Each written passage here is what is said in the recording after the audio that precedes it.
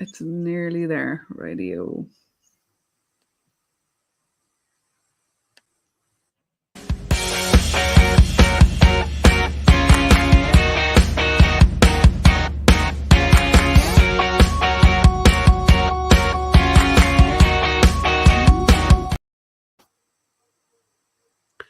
And it stopped so beautifully abruptly there. We're work in progress over here at the Spirit Cafe. Welcome if you're joining us live on the Open Mic UK session. We are having so much fun over here, getting to know all these incredible guests every 2 weeks. We're doing this live stream. So we're delighted to have our special guest joining us from London. It's this evening for us here in the UK and in Ireland. I'm your host, Susie von Mensenkamp, based in Ireland. And my co-host today is my dear friend, Kathy Stevens Pratt, and she's in Vermont in the US. So I'm going to pass over to Kathy, and she's going to give you that warm intro to our special guest, Suzette, today. I think I saw Suzette first just online, and it was the combination of these images that were mind-blowingly beautiful and the words that went along with them. And I followed her immediately, and I thought that she was probably one of these people that was inaccessible and too lofty. And then we ended up, I don't know if we were in one of Perdita Finn's classes together, or if I started taking your classes first. And in taking the classes with Suzette, it was life-changing for me and continues to be so. I don't know how many different classes, and I did the facilitator training, visual medicine. The pieces are always with me. They're scattered around my house. They are my friends. They're my support system. It's hard to describe how big they are in my life, because they're part of me anymore. So to have a conversation with you and share these two worlds, Spirit Cafe and visual medicine, for me is really exciting. These are my two loves, and I have a feeling that it's really just my love and curiosity for life. It's all one same thing. So, Suzette, I'm so happy to have you here. Welcome. Thank you so much. It's really gorgeous to be here. Yeah, thank you. So you're in London, yeah, but you're not from London. So maybe you could tell us a little bit of your past. Yeah, I'd love to. Actually, it was really strange hearing you just as soon as you said Spirit Cafe and the weaving together of visual medicine and Spirit Cafe. I arrived in London because I wanted to train as a psychic. Mm-hmm. And that was 40 years ago. I felt called to go to the College of Psychic Studies, but when I got there, I realized it was not the right place for me to train. In fact, the woman that interviewed me said, I think you need to train as a psychotherapist. Mm-hmm. And that began a whole other journey. But it was just a kind of memory that I don't have that often, that, you know, through sort of the psychic cafe or spirit cafe, that brought back that kind of how I ended up here 40 plus years ago now. So yeah. Wow. I didn't know that about you. Yeah. I don't remember it very often.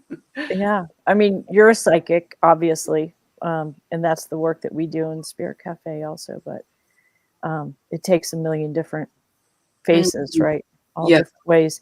But you come from Australia. Yes, so I come from Australia, and I was born in northern New South Wales, and I say I'm from Sydney because a lot of the places I've lived you probably wouldn't know unless you're Australian. So I grew up in Sydney. I lived as a teenager in a town of 200 people. My parents owned a pub. Before that, they owned a grocery store, and which is also really a part of, it's woven very much into my own practice, that I grew up in a family that was very practical, very pragmatic. And there was something about needing to to do things that could support you. Not that I chose a path that was congruent with that, but there is something about the practice that we're going to talk about, visual medicine, which I think art making has to serve us. And it may not just be through money. It needs to have a kind of deep, meaningful root system that nourishes us. And so everything I think I work on is based on that kind of long-standing family tradition that it needs to be useful. And that can be useful in your diary. It doesn't mean having to hang it on a gallery wall or to sell it. It has to be something that supports you. Mm-hmm. Mm-hmm. That's so beautiful. So if you had just a few minutes, describe to people who haven't seen your work, what are we doing here? What is visual medicine? I love this question because it's so open-ended. I think that visual medicine it's a spirit practice, and it's what it is literally is. It's a very simple way of dipping wet paper into acrylic paint and receiving the communication through the paint. And I'm going to show you a couple of images so you get a sense of both like the complexity that's possible through the image making. And this is literally paper that's been dipped into water and receives the image. And again, these images are created with no brush, and they're ways of just allowing the image to be taken onto the paper, and that's it. It's literally a practice that anybody, including children, are able to do. So you asked me that question: what is visual medicine? What are we doing here? I think it's a process of revelation, and by that I mean that it allows things that are wanting to be spoken through the spirit realm to arrive to us in ways that are undirected. It bypasses the left brain, so it bypasses the part of us that thinks we already know an answer to something. It's a practice that allows us to ask very profound questions, including, how can I deal with this relationship? How can I earn more money? How can I feel better? How can I understand my feelings? Where am I on my life path? So it's a kind of it's a way of asking questions in a very open-ended way, which allows. I don't know why I'm not prepared. Okay, so it allows images to come through in answer to any question that you might seed the field with. So when I say seed the field, it's a way of asking a question and letting the paint respond to it. And the paintings tend to be have revelation after revelation. And they're complex, they can be numinous, they can be dark. Sorry. And they're a way of engaging parts of ourselves that in some way we don't understand. And that's really what the practice does. It's a way of creating a container that allows us to hold parts of us that we may not even know. And it's an invitation to spirit to arrive onto the page. And Cassie, you know from working with me for over the last few years that you're able to get to things that you can't get to through conscious mind. Right. Right. And you know, in walking around Spain and being in transformed spaces, meaning, you know, when you enter, it feels different than on the other side of the door. Yes. And we don't do that very well in this country. But that has always been so magical to me. Like Halloween, when somebody really does up their house, or you go into a restaurant in New York City that's, you know, got crazy lights or something. But what I realized, because I was thinking about that, the transformation of spaces, is that for me also, it's not only the voices or the creatures or the trees. The paintings become the whole environment, and that's why I love the Visio Divina, because I literally go into, you know, the turquoise and then the red dot, and what does that mean? And do you ever think of them as environments also? I do, and I have. And should we just say what Visio Divina is? It's a practice of visual meditation, and it connects to many different spiritual traditions: Gnosticism, alchemy, the practice of looking at icons. But it exists in all spiritual traditions. It could be sort of geometry in Islam. It could be sort of looking at images, sculptures in Hinduism, and in Christianity, it kind of originates from the practice of looking at icons. But what it does is I think it's very surprising that the images are like portals. And I love what you just said. It's like they allow us to, you know, to cross into other territories. I mean, these are just on my desk that happened to come through a painting encounter a couple of days ago. But what they do is that they allow us to pass into other dimensions. And in that sense, I think what can happen is that when you start to allow looking to happen, it is a little bit like what you said, Kathy. It can become an environment. You know, what happens when you enter the red or that green, or you allow yourself to, say, enter this, the blue of this painting. We travel. And that, although we can develop that skill, it's actually a universal skill. Babies have it. And that extraordinary moment where babies kind of enter reverie, and you can see them sort of self-soothing through looking. That capacity, once we start to practice in that, we can open all kinds of into communicative dimensions. So we're not relearning it; we're awakening it or remembering it. Absolutely. And I love what you say about that. It's already within the human experience. And we know when we go to a park or a forest, it's not just it's like the green, something happens in our body, but it also happens in our visual cortex. We start to open out, we start to see things differently. And for me, what's been so extraordinary is that visual cortex actually changes how we think. That when we start to open and work with the visual channels, something just happens, and we quite literally start to see things differently. And you might see some figures, that have arrived into the painting, but it's not that I created them or anyone else made them happen.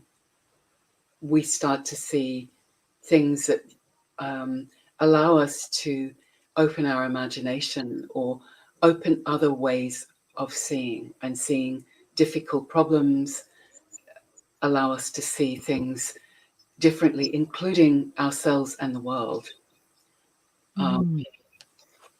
And it feels like, Kathy, what you were saying, that your experience in Spain was that you felt like you were able to access the world differently because your visual channels had changed. And so here's a little story. I was having my usual pre-trip anxiety, and we were meeting in Painting with the Ancestors, and I got paired with a woman that I already know, and an animal. Susie, you could see that Suzette is turning these paintings every which way, right? We use all the angles and the back and all the angles because it's just it's not random, but they are abstract. So Jennifer saw what I called a naked mole rat. Wow. And we were having the intention of helping with a problem, and my problem was my anxiety about this trip. And so she saw a naked mole rat in my art to answer that problem. What do I do about this anxiety? And so what I know about naked mole rats is that they live underground, and they have eyes, but they don't see. They sense. And so I made a packet of my visual medicine pieces that became my cheerleaders and my power as I traveled. It lived on my back the whole entire trip. It was in my little backpack. And so when things felt big, I imagined that naked mole rat, and I would like instantly calm down and say, all right, I'm just going to sense now. You know, I don't have to be like hyper diligent anymore.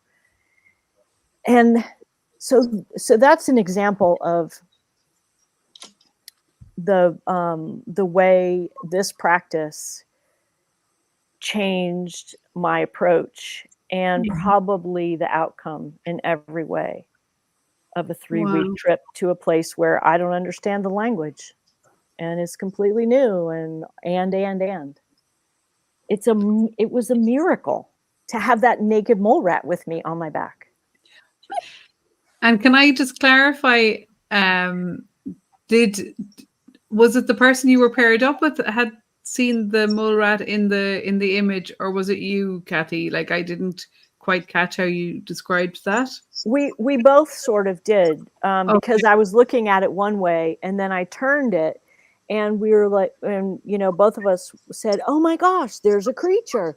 And between us, it looks like a stoat. No, not exactly. Oh, it looks like a naked mole rat, which is kind of an obscure animal, but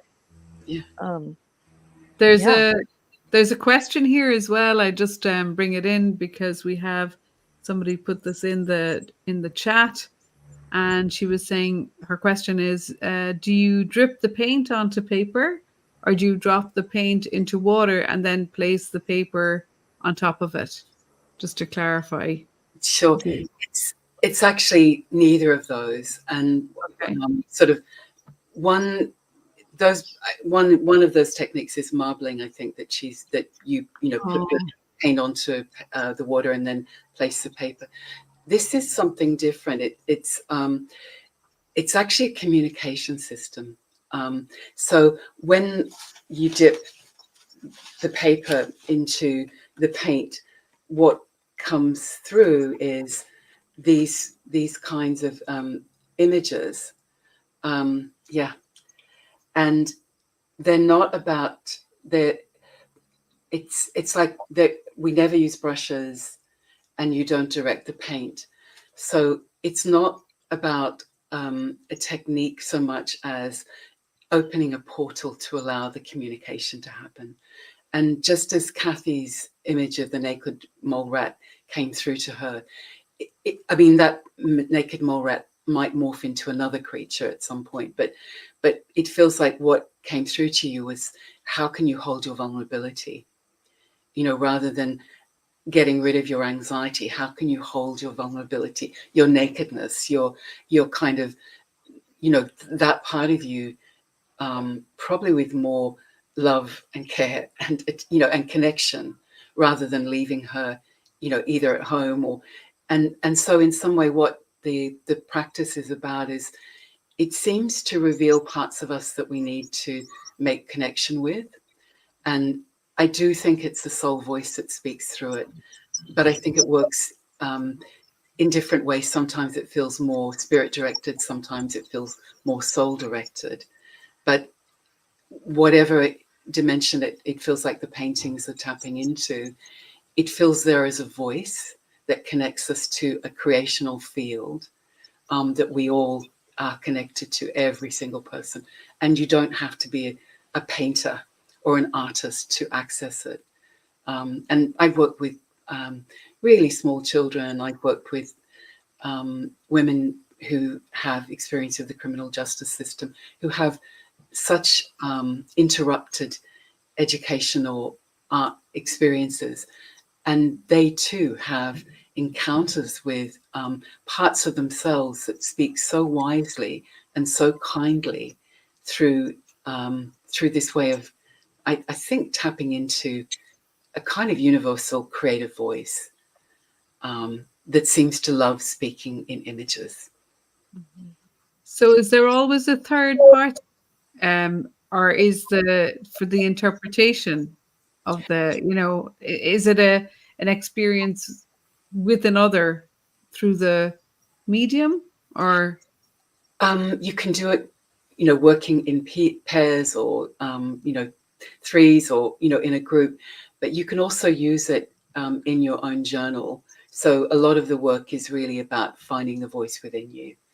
A lot of the work is in some way opening the portal that then allows you to write in your journal, so so you can ask a painting, you know, you can ask your painting a question like, where am I on my path? And you might, and then what will come through is you'll see a part of the image that speaks to you, and it will start just opening out as you begin to write with it. And perhaps that might be the most technical part of the practice, but it seems like also alongside of a kind of universal artist, we also have a universal writer, that people can write themselves very simply into a sense of knowing. Okay. It seems very simple, but we work with focusing words. I have journals. The first thing Suzette taught us was, you know, if you can start with a question, or you can start with a painting. It can be one that you choose because it appeals to you, or because you're repelled by it. Mm-hmm. It can be chosen randomly, and then you write, and then we use the tacky, sticky stuff on the back of it and put it in the journal. So these end up these treasures. These books are filled with the paintings on the page with your words next to it, and then all these revelations that happen through the writing after you enter the painting. If anybody's curious, go to Suzette's website and check it out. It is simple, but it's not as simple as it seems. Sign up for a class. It's the most exciting and healing thing that you can do, if you want to get your hands a little bit messy and make some beautiful messages out of paint. Yeah. And on one of your website pages, it says, come as you are. I mean, we work with people who can't move very well, right? Yeah. Anyone can do this. Yeah. I think it's I think it's also kind of, I mean, maybe that's also how it crosses over to the work of Spirit Cafe, that what we're talking about is an intelligence that all of us have. And it's what you said, Kathy, it's a form of awakening. And in the same way that I think everybody has a capacity to hear and know things beyond what's being said verbally, like to learn to read the invisible. This is, you know, in that same kind of pantheon of ways of connecting with spirit and ways of also learning to listen and understand what the communications mean and what they link to. And that is a universal capacity that we have. But, you know, what we're working with is that so many people have been so profoundly creatively injured through, you know, various, you know, kind of unconscious traumas, or, you know, through the ways in which the education system functions, that innate, and capitalism functions, that innate creativity, or and learning to trust that part of ourselves is something that we're needing to repair culturally and socially and politically. It sounds amazing how it sort of liberates that kind of artistic kind of, it's a natural gift in everybody, like it's just probably, like you said, underdeveloped. And as a sort of a segue into how Kathy brings it in as a team member in Spirit Cafe, we did it last in our session 4. You know, we had that beautiful, you know, shared image. And again, it's like, for me, it felt like a visual meditation, just to kind of get lost in that moment in whatever aspect of the painting. And as an observer, then just I felt, okay, everybody's accessing this, you know, creative response, which takes us out of the mind and the intellect and the ego, and it goes into this, what I would feel like is that expanded self, so that when we went into the session, like it really guided us in from that other part. Yes. And it was, as a group, it's really profound. And what I loved too is it's quick, you know. It's almost instant, you know. It's not like you have to sit there for half an hour, you know. Just a few minutes is all it took. Yeah. And it was so, like, it was really, yeah, I loved it. I think it's a very radical technology. It's a very radical practice, and part of what you're picking up, Susie, is that there is an entry, and when you learn how to step through it, it's all there. And I think what I love about this practice is that you don't need to be, you know, you don't need to have gone to art school. You know, it's available to everybody. But learning how the voice speaks is, you know, that takes, that's longer, but also kind of working through the things that block us from experiencing the world as beautiful, or experiencing our love for the world. That's also kind of what you can begin to kind of work with as a kind of healing dimension through your own inner artist. Yeah. Can you share a little bit about how you got to where you are now, like in your own journey? I'd be fascinated to see how it evolved for you. I think that, yeah, I'd love to tell you a bit about that. When I was 12, I had never, you know, I'd gone to an ordinary primary school. We did, you know, in primary school, we did a bit of painting. They taught us how to use sausages to draw figures. I didn't feel very skillful. I didn't even feel very connected to using a brush. But when I was 12, I went to a new school, and I had a new art teacher called Mrs. Eve. And she absolutely, she was English. She trained as an artist. And the first session I did with her, she said, I want you to scribble a pattern or create a pattern with wax. And then we're going to put paint over it. But the way she said it, it allowed me to be very free. I scribbled a pattern. I don't know whether she intended it. Scribbled a pattern using different wax crayons. And then we put a layer of paint over it. And in the moment of putting the layer of black paint over this scribbled pattern, what shone through after the water kind of drew off the wax crayon was a sense of mystery and revelation. So in that moment, I had I think probably a spiritual experience, as a 12-year-old can. I felt like this painting was speaking to me, and not only was it speaking to me, that it wanted to communicate with me. And in that moment, what I felt was, no matter what I do, I will always shine through. And no matter what I do to myself or what is done to me, this luminosity will shine through the black. And it was a kind of a moment where my life changed. And from that day on, quite literally, it's not that I paint every day, but something awoke in me. And I realized a part of me was healed. And it started my lifelong sort of exploration about, what does healing really mean? How does creativity heal us? But for me, it's like, how does creativity meet me? And that experience of it wants to was really what visual medicine grew from. That the encounter that I'm not just doing something to paint. Paint is actually wanting to meet me, and actually it's in that magical meeting that something else happens. And in the same way that, you meet a tree, it's not just, the tree's not inert.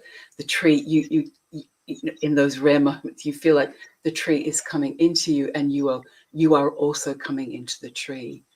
And that's what visual medicine as a practice builds on, that a relational matrix of, we are part of the world and the world is part of us. And it's a very extraordinary compass, because you can also feel when you're out of contact, through the process. And how do we then how do we reach across, and then how do we feel the reaching across toward us? Wow. Yeah, so, and that sort of visual medicine was born about 23 years ago. In the in-betweens, I trained as a painter. I trained as a psychotherapist. And but it was always in my psychotherapy training was in the service of how to, I need healing. But also, how do I sort of find my way with something that is trying to express itself through me, which I don't even have language for. And maybe it's worth saying, in this conversation, that I think it's very hard to put words around what we're talking about. I sometimes start in the middle and then something unfolds. And because we're talking about a right brain experience that is very hard to make linear.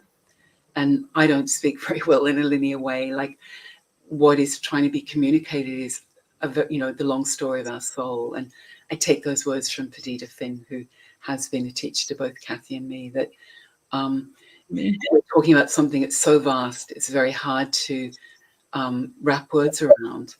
But the feeling sense, the communication, the communion is there. And I think that communion is what has led me, done very, different trainings, different spiritual paths, but has ultimately brought me to my true spirit teacher, which is painting, and meeting my own inner teachers. And for me, painting is a way that I can listen to that conversation. And what I love about it is that it doesn't follow by rote any one tradition, and it's profoundly intimate. It speaks to me where I lose my bearings. It speaks to me where I feel lost. And it's profoundly compassionate. And it's a reinvigoration of our relationship to materiality. And I think in that is our relationship to the Great Mother. and the body of the world. And it's extraordinary that painting can say all of that. But I think by painting, you know, from the early, you know, our early ancestors, there was such a profound need to, I don't think express ourselves, but express a relationality. It's not just that those handprints are the handprints of human, they're handprints of the body of the mother. They're not distinct. They're actually related to, you know, to materiality, to the mother. And for me, that visual medicine and my own painting practice as an artist is a continuation of that long story of what it is to be an artist, or the desire that moves you to want to connect in that way. I can't imagine what it must feel like to have the, you know, to me, my paintings are becoming a structure around me, something that I can always turn to.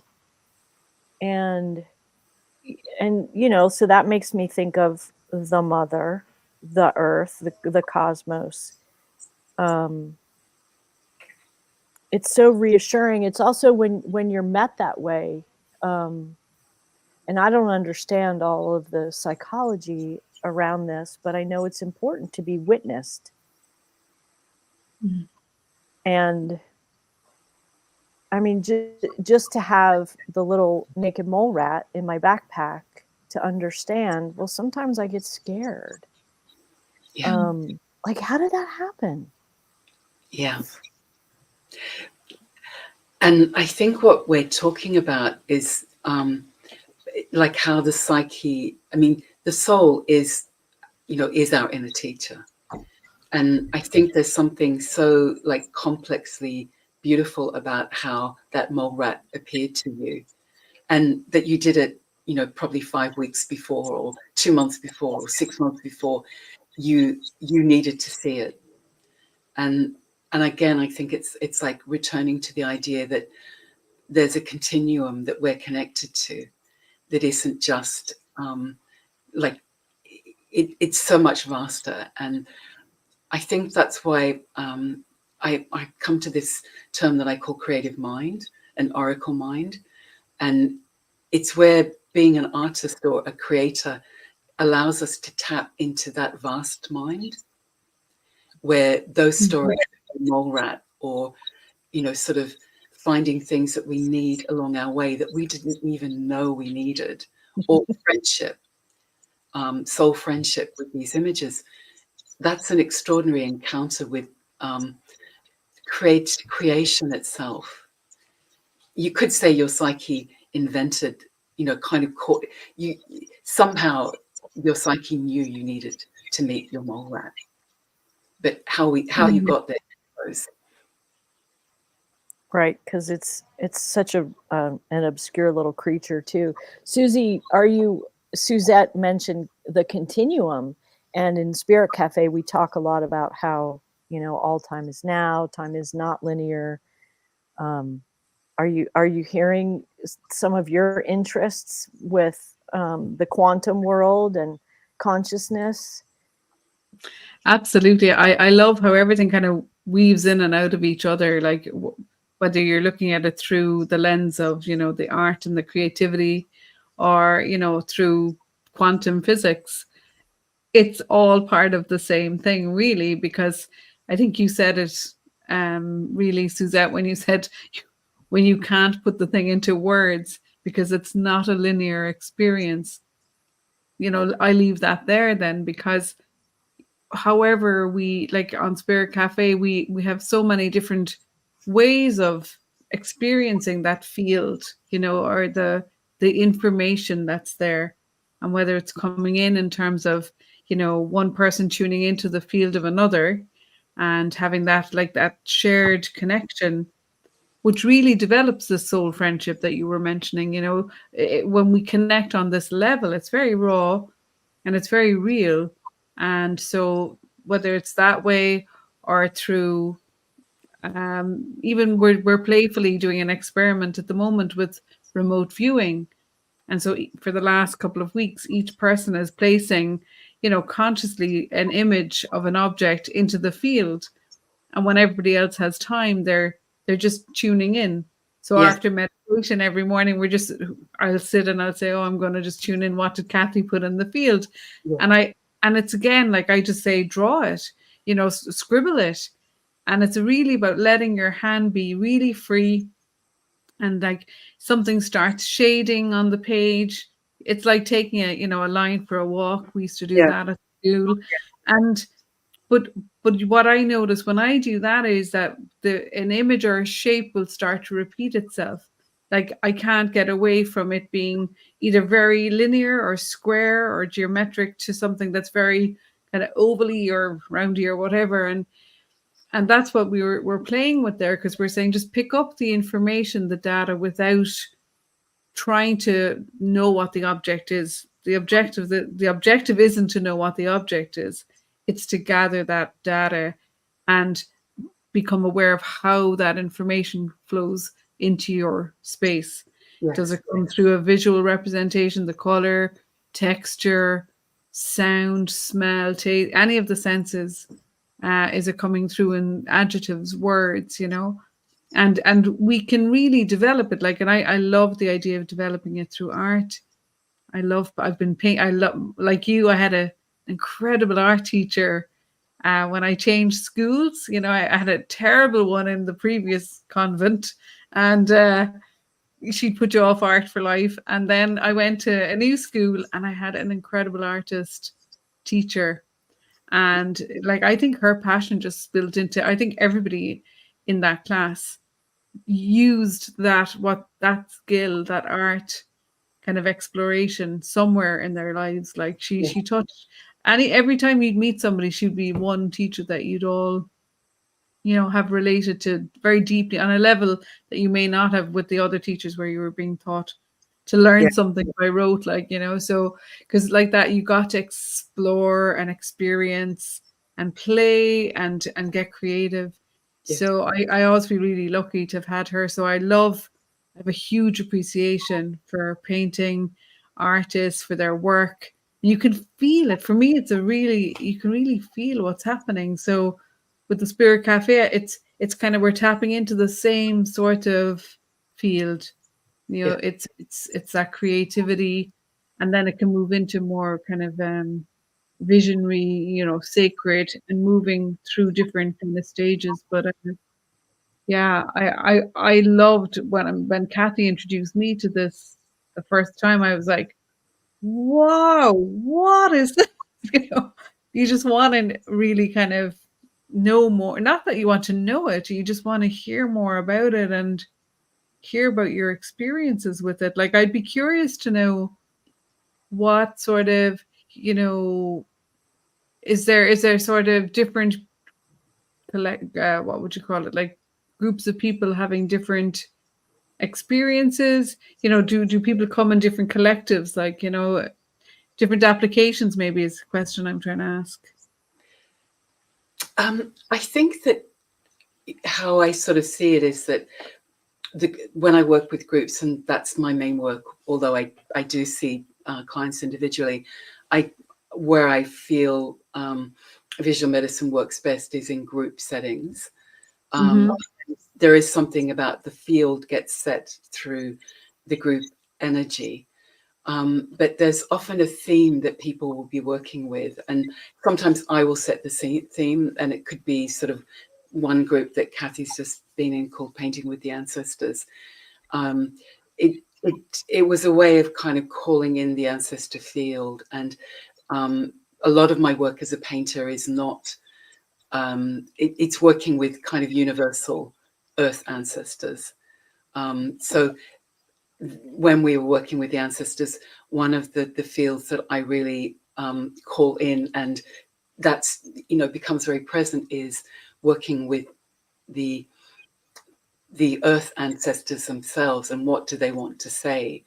And sometimes, we might be working often on the theme of mother, and people will that's a very powerful theme in relation to creativity, because it's not, you can kind of see there's a connection, but it's often a way that cycle, that deep cycle of nourishment is interrupted, and that creativity brings us into relationship with what it was around our souls, or feeling okay just to come as you are. It's, and that this way of working creatively allows you to see who you are. More of your blind mole rat, or more of your moon self, or more of a part of you that wants to shine or is shining, but you might need to kind of drop into to be able to see and feel. So certain groups definitely carry certain medicine themes, but there are, I mean, over many years, I think the theme of mother is really probably mothering, connection. Yeah, how do we receive that deep nourishment? Mother as the beginning of the earth that we live on. Mother as a system of living energy. Yeah. Wow. Suzette, you're also talking about something that comes up in Spirit Cafe and also in my work with Janet Connor, is the morphic field, and what happens when we gather from across the globe, Yeah. all in different time zones, but we have this intention. In one group, we were doing a sort of prayer practice, this abstract rebel prayer practice, and people started dreaming the same dreams. Wow. And I'm just fascinated by that. How I'm going to be interested. We have another Spirit Cafe on Saturday after we've done this remote viewing. I'm so fascinated because we all know that, at different times, and all time is one time, we've been tuning into each other, and Yes. Yeah. what kind of magic happened? Yeah. Yeah. And also kind of like some of the work that really interests me is also tuning into, I go for a walk most days, and there is a park that's close to us that is a wild park. And as soon as I step into that field, the field is alive and talking to me. And one of the ways in which I work with that field of energy is to ask questions.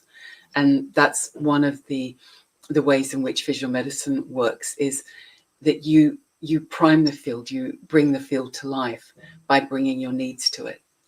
And again, that's kind of like a recreation of the maternal energy, to source. And I think it's a kind of reiteration of that we all need our mothers. And it's like a mothering field that is not only aligned to personal mothers, but the great mother, and the mother that lives in our bodies and lives in the cells of trees, and lives in the air and lives in the river. And so it's like remembering these sources that reconnect us to larger sources of creativity and creation. And for me, that's the work that really, it's like that's where visual medicine has morphed into that dimension, and finding ways of being receptive to that energy, and finding ways of calling and speaking with, becoming intimate with those other vaster fields of creation. Everything is alive. Yeah, absolutely. And it comes to life through our participation in the field. And sometimes knowing that, in that one moment when I was 12 and Mrs. Eve gave us that exercise, I think it was a kind of unworded, not knowing that the painting wanted me as much as I wanted the painting. And because one of our deepest wounds that we carry is the feeling of not belonging, or not being wanted, or not fitting in, or it feels like a deep healing of finding home. And I love, Kathy, what you said very early on in our work together was that the paintings became friends. Mm. To me, that's one of the deepest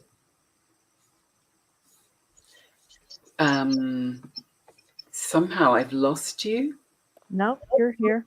We have you here, so Yeah, I think someone called me accidentally. Let me see. here, I'll We make can, you we can solo. see you and hear you just fine, Suzette. Okay. Can you see us now? I've made you solo. I can't because I think. Okay. Oh, there we go. There we go. I'm You're back. back. Paintings has friends, Yeah, allies. yeah, absolutely, absolutely. Our other co-host, who is kind of the brains behind Open Mic UK, to give him his full credit, Ramsey Chiti. He's now in Peru at the moment, traveling with his little dog. So he just put a comment in the chat there. He's obviously watching, and he says, "Love the way we all end up hitting the same section of the field." Mm. And yeah, I think that's really fascinating. The collective nature of it, and that realization you're never alone. Really, we're not alone. We're okay. We individuate and we have our individual experiences, but once we have that willingness to kind of engage and to partake in life in whatever format that takes, we're all connecting to something similar, or with the power of that attention, I suppose. Maybe it's attention or intention. But we did an experiment on Monday. I do a Mindful Monday live meditation every Monday with a group from around the world. And so we're all over, and we're all different backgrounds, and many of us know very little about each other than that we love to meditate together. And so sometimes we do experiments and little, try stuff out. But Ramsey said he would project something into the field for them after the meditation when we were having a bit of fun. And I was just flabbergasted. Like, there was about 16 people stayed on the call to play, and out of the 16, like, taking myself and him out of it, and maybe 2 were less successful, there was definitely 13 or 14, had an incredible, just they all were able to connect to what he did and what he was kind of projecting with no practice of it whatsoever. Like, so that's what I love. I think it's one of my missions for sure, is to show people, like, the less you try, the better it works out. Like, it's not hard work or concentration or anything like that. It's just a whole different way of being in your body and relating to other people, so I think it's fascinating because that's actually the core practice of visual medicine. It's like arriving to the page, and that if you try, you always, it always shows in the paintings, and the paint will either run off and there'll be just a brown mess, or as soon as you kind of find a way of opening to the living experience that we aren't alone, and that there is actually somebody, a field that's there with us and for us, then something else begins to happen, because that is what we're undoing. This, I think, terrible, profound sense of not being wanted, not wanting, not belonging, and that's a huge wound in the human psyche. And how we got there, I'm not really sure, because I don't think we started off that way. We co-evolved with this living system of the world, of Earth. But it's a very profound psychic split that we are having to repair, or having to step into the field so it can be repaired. And I just will show Ramsey put another question in there, well, more like a comment. He says, I truly believe the painting chose you, and he finds it amazing how it works. So I love that. And I think that painting continues to choose me because I think there is something also about how you become a receiver. And that part of the work we can work on, how we can choose to become more receptive. Or for me, one of the biggest lessons that I continue to have to learn is to take the work. It's not seriously in the way of being diligent, but it's actually taking seriously the communications, unlearning the dismissiveness, unlearning the spiritophobia, and relearning a living connected language, a living language system, and trusting also in the field, in relationship, that there's something that we're doing together, and in that same way that the quantum world works, that there are ripples, and it has meaning.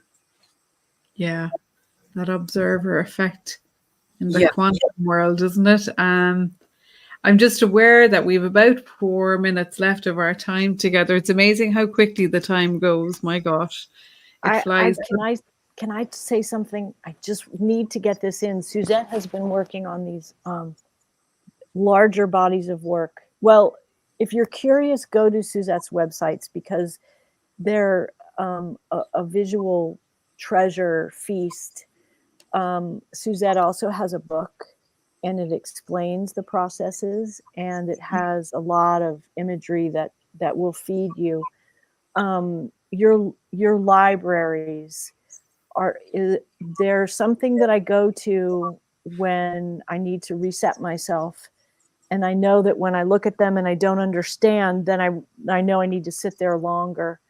But I encourage everybody to go to these visual libraries, and we can do a link somehow, because there's words and there are images, and somehow magically you made them move and morph, and it is an experience online that you've never had before.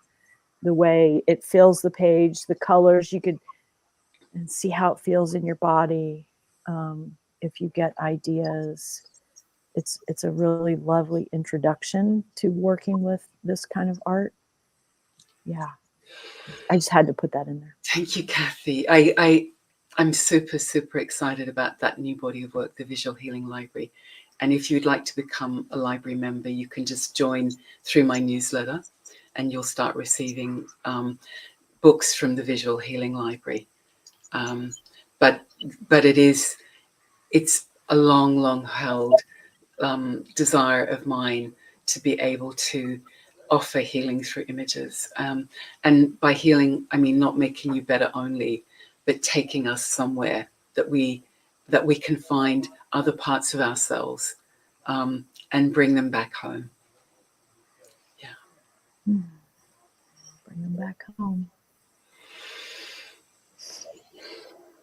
Yeah. What else? We have about a minute. Art as commodity. Oh, wow. Is it a commodity? I don't think visual medicine is a commodity, and I really, when people start to work with me, I suggest that they don't sell their visual medicine paintings, because they're actually visual prayers, and they are part of your own visual healing practice.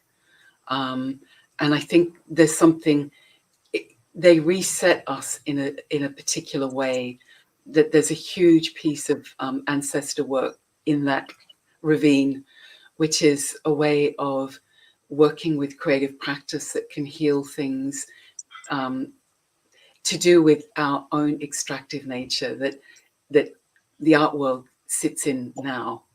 And so there's something very radical in not trying to make money off your artwork, that reinvesting it in your soul, allowing it to speak to you over many years in order to tell its story, not trying to make your creative self become something, and trusting. I think Ramsey said something of this, like trusting that the paintings will find you and take you where you need to go.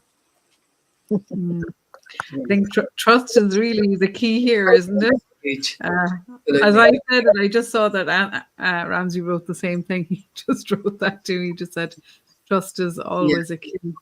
And he's also just put in the chat that we're going to be in the UK in November, all three of us. So hopefully we'll... Yeah. I welcome you to meet me in my studio and get together and see what unfolds. Yeah. Oh my God, that could be so exciting. We could really do an episode from there, maybe. Who knows? Live. Let's do it. Yeah. Yeah, let's plant that seed. It's officially planted. I'm totally up for it. I can't believe we've got to wrap it up, ladies. What an amazing hour. Thank you so much, Suzette. I've just really enjoyed, listening and hearing and learning more. And it definitely opens us to wanting keep discovering more of your work through that healing library. Just if you want to reiterate how to join the healing library, maybe that would be a good endpoint. If you go to my website, either SuzetteClough.com or visualmedicine.org, you'll get a kind of newsletter sign. If you sign up for that, you can become a member of the library, and you will start receiving visual healing books. Wow, what a gift. Well, we better... Do you want to sum up there, Kathy? Any final comments? We're about a minute over. Thank you. Yep. I'm much. in debt to Suzette. Yep. So, it's very mutual, and I really, big yeah. And love to you too, Susie. And see you all when you come to London. And thank you for the conversation. Yeah. Excellent. Great. Thank you all, and thanks to all of our listeners and everybody who's going to watch this as a recording. I have to just do the final bit where we play the music again to end. Great. So I just press the button, but thank you from all of us very much. It was such a pleasure. Thank you. Bye.